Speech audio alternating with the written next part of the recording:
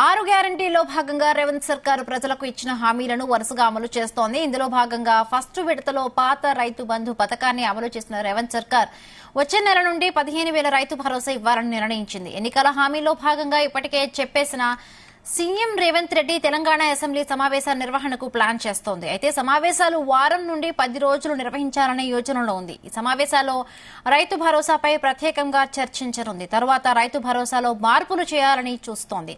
అయితే 5 ఎకరాల వరకే కట్ ఆఫ్ పెట్టే ఆలోచనలో ఉంది రేవంత్ సర్కార్. రైట్, దీనికి సంబంధించి మరిన్ని పూర్తి అప్డేట్స్ మా ప్రతినిధి శ్రీచరణ్ అందిస్తారు. శ్రీచరణ్. హిమబిందు, వచ్చే నెల నుంచి రైతు భరోసా నిధుల విడుదలకు ప్రభుత్వం రెడీ అవుతోంది. అయితే గతంలో రైతు బంధు పథకం ప్రకారమే నిధులు విడుదల చేయాలని కూడా ప్రభుత్వం నిర్ణయించింది. దీనికి అసెంబ్లీ సమావేశాలు నిర్వహించి రైతు భరోసాపై చర్చించాలని కూడా ప్రభుత్వం ఆలోచిస్తోంది. అసెంబ్లీలో చర్చ తర్వాతే 5 ఎకరాలకే కట్ ఆఫ్ పెట్టే ఆలోచనలో కూడా ప్రస్తుతము రేవంత్ రెడ్డి సర్కార్ కూడా అదే ఆలోచనలో ఉంది. 6 గ్యారెంటీలో భాగంగా ప్రజలకు ఇచ్చిన హామీలను వరుసగా కూడా అమలు చేస్తోంది. అయితే ఇందులో భాగంగా ఫస్ట్ విడతలో పాత రైతు బంధు పథకాన్ని అమలు చేసిన గవర్నమెంట్ వచ్చే నెల నుంచి 15,000 రైతు భరోసా ఇవ్వాలని కూడా నిర్ణయించింది. ఎన్నికల్లో హామీలో భాగంగా ఇప్పటికే చెప్పేసిన ముఖ్యమంత్రి రేవంత్ రెడ్డి అసెంబ్లీ సమావేశాల నిర్వహణకు కూడా ప్లాన్ చేస్తోంది. అసెంబ్లీ సమావేశాలు వారం నుంచి 10 రోజులు నిర్వహించాలనే యోచనలో కూడా ఉంది. ఈ సమావేశాల్లో రైతు భరోసాపై ప్రత్యేకంగా కూడా చర్చించనుంది. ఆ తర్వాత రైతు భరోసాలో మార్పులు చేయాలని కూడా గవర్నమెంట్ ఆలోచిస్తుంది. అయితే 5 acres కి కట్ ఆఫ్ పెట్టాలా అనేది కూడా ఒక ఆలోచనలో గవర్నమెంట్ ఉంది. ఎందుకంటే ఇప్పుడే మనం చూసుకున్నాము, మన రాష్ట్రంలో నైరుతి రుతుపవనాలు కూడా ప్రవేశించాయి. ఇంకా వర్షాకాలం మొదలవుతున్న నేపథ్యంలో రైతు భరోసా అనేది ఇప్పుడు వాళ్ళకి పంట పెట్టుబడికి చాలా మ్యాండేటరీ. రైతులకి ప్రభుత్వం ఖచ్చితంగా కూడా ఆదుకోవాల్సిన పరిస్థితి ఉంది. అయితే ఈ నేపథ్యంలో గతంలో కదా బీఆర్ఎస్ ప్రభుత్వంలో కదా రైతు బంధు స్కీమ్ ఏదైతే ఉందో 10,000 రూపాయలు. సో ఈ గవర్నమెంట్ కూడా మొన్న 10,000 రూపాయలు ఇచ్చింది. ఎలక్షన్ మేనిఫెస్టోలో మాత్రము అది 15,000కు పెంచుతాము ఎకరాకని కూడా ప్రకటించింది. కానీ due to some reasons government 10,000 రూపాయలు మాత్రమే రైతు భరోసా కింద రైతు బంధు పాత పథకాన్ని కూడా అమలు చేస్తూ వస్తోంది.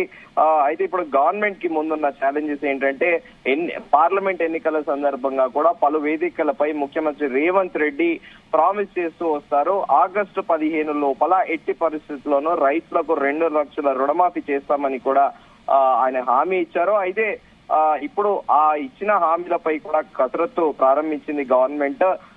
అయితే ముందుగా అనుకున్నట్టు షెడ్యూల్ డేట్ 15th లోపల ఎట్టి పరిస్థితులను కూడా చేయాలని కూడా అనుకున్నారు. అయితే తాజాగా రుణమాఫీకి December 9 కట్ ఆఫ్ తేదీగా కూడా ప్రభుత్వము ఆలోచిస్తున్నట్టు కూడా తెలుస్తోంది.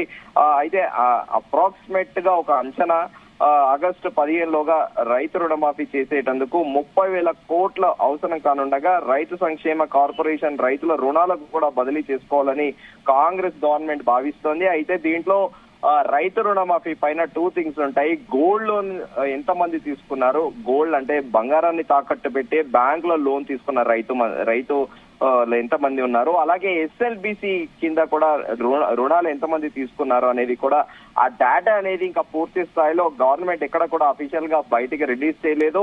సో ఇప్పుడు గోల్డ్ లోన్ తీసుకున్న వాళ్ళకే మొదటి విడతగా కూడా బంగారాన్ని తాకట్టు పెట్టిన రైతులకి మొదటి విడతగా రుణమాఫీ చేస్తుందా, లేకపోతే ఓవరాల్ గా కేటగిరీస్ చేసి ఒక గైడ్ లైన్స్ ఫ్రేమ్ చేసి వారందరికీ కూడా రైతు రుణమాఫీ చేస్తుందా అనేది కూడా ఒక చర్చనీయాంశంగా ఉంది. ఎందుకంటే సగటున ఒక రైతుకి యావరేజ్ గా ఒక 15 నుంచి 20 ఎకరాల భూమి ఉంటే ఆ రైతు ఫ్యామిలీ మెంబర్స్ లో 3-4 పేరు మీద ఉంటే ఇప్పుడు యజమాని ఎవరైతే రైతు ఉన్నారో, ఒక ఉదాహరణకి ఫ్యామిలీలో హెడ్ ఆఫ్ ది గార్డియన్ కి 4 ఎకరాలు ఉంటే తాను 2 లక్షలు తీసుకున్నా కూడా తన వైఫ్ పేరిట ఉన్న ఆమె కూడా లోన్ తీసుకుంటే, సో ఇవన్నిటికీ కూడా కొంచెం గందరగోళంగా ఉంది. కానీ గవర్నమెంట్ మాత్రము 2 లక్షల మేరకు రుణమాఫీ చేస్తానని కూడా చాలా క్లారిటీగా ఉంది. సో దీనిపైన కూడా పూర్తి స్థాయిలో ముందుగా అనుకున్నట్టు బంగారం కుదువ పెట్టిన వాళ్ళకి, అలాగే ఎస్ఎల్బిసి కన్సిడరేషన్ లో ఉన్న వాళ్ళకి ఇవన్నీ కూడా పూర్తి స్థాయిలో డేటా తీసుకున్నాకనే గవర్నమెంట్ ఒక డిసిషన్ కూడా చూస్తోంది. ఒకవేళ కార్పొరేషన్ రైతుల రుణాలు బదిలీ చేసుకోవాలని ఒకవేళ అది సాధ్యం కాకపోతే ఒకవేళ అలా కాని పక్షంలో ప్రత్యామ్నాయ మార్గాలను కూడా సర్కార్ అన్వేషిస్తుంది. అయితే ప్రతి కుటుంబానికి అంటే రుణం ఎవరైతే చేశారో 2 లక్షల కంటే ఎక్కువ రుణాలు ఉంటే మాత్రము వారే చెల్లించుకోవాల్సి ఉంటుంది. ఒకటి కంటే ఎక్కువ బ్యాంకుల్లో రుణాలు ఉంటే కూడా అన్ని కలిపి కూడా ఓవరాల్ గా కూడా లెక్క కూడా తీయనుంది ప్రభుత్వము. దీర్ఘకాలిక రుణాలను మాఫీ వర్తించదనేది కూడా ఒక చర్చనీయాంశంగా మారింది. ముందుగా అనుకున్నట్టు బంగారం పెట్టి తాకట్టు పెట్టి చేసిన అప్పు మాత్రము మాఫీ కానున్నట్లు కూడా ప్రస్తుతం తెలుస్తోంది. అయితే గవర్నమెంట్ కి ఇప్పుడున్న ఛాలెంజ్ ఏంటంటే ఇటు రుణమాఫీతో పాటు రైతు భరోసా నిధుల సర్దుబాటుకు కూడా ప్రభుత్వం కసరత్తు చేస్తోంది. రుణమాఫీ కోసం కార్పొరేషన్ ఏర్పాటు చేసి అప్పు తీసుకోవాలని ఒక ఆప్షన్ ఉంది. దానిలో భాగంగా LRS జీవో 59 దరఖాస్తుల పరిష్కారం పైన కూడా ప్రత్యేకంగా ఫోకస్ పెట్టింది. జీవో 59 అప్లికేషన్లతో దాదాపు 2,000 కోట్ల LRS తో 10,000 కోట్ల ఆదాయం వస్తుందని కూడా గవర్నమెంట్ అంచనా వేస్తుంది. గ్యారంటీల అమలుకు నిధుల సర్దుబాటుపై కూడా ప్రభుత్వం కసరత్తు చేస్తోంది. 15 ఆగస్టు లోపు రుణమాఫీ చేయాల్సి ఉండడము మరో ఇది ఆల్మోస్ట్ నౌ వీఆర్ ఏంటో జూన్ 11th. ఇంకా హార్డ్లీ చెప్పాలంటే 19 plus another only 40-50 days average గా గవర్నమెంట్ దగ్గర 50 to 65 డేస్ మాత్రమే టైం ఉంది రైతు రుణమాఫీ పైన. సో ఇప్పుడు దీనిపైన పూర్తి స్థాయిలో కూడా కసరత్తు చేస్తుంది. వీటికి అవసరమైన నిధులను కూడా సమకూర్చుకునేటందుకు కూడా ఆదాయ మార్గాలను అన్వేషిస్తుంది. ఈ రెండింటితో పాటు మరికొన్ని ముఖ్యమైన గ్యారంటీలకు అవసరమైన నిధులు సర్దుబాటు చేయాలని కూడా గవర్నమెంట్ ఆలోచిస్తుంది. దాదాపు మొత్తం 40,000 కోట్లు సేకరించాలని కూడా గవర్నమెంట్ టార్గెట్ పెట్టుకుంది. అయితే రుణమాఫీ కోసము ప్రత్యేక కార్పొరేషన్ ఏర్పాటు చేసి అప్పు తీసుకోవాలని కూడా భావిస్తున్నట్టు కూడా ముఖ్యమంత్రి రేవంత్ రెడ్డి ఇప్పటికే ప్రకటించారు. అయితే ఈ అప్పు కూడా FRBM పరిధిలోనే తీసుకోనున్నారు.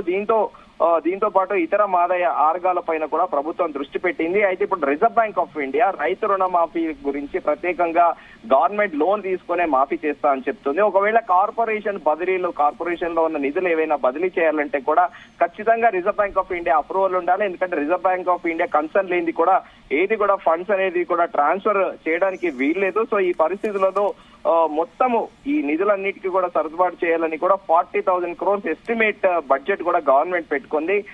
అయితే ఈ అప్పును కూడా ముందుగా అనుకున్నట్టే FRBM పరిధిలోనే తీసుకోవాలి.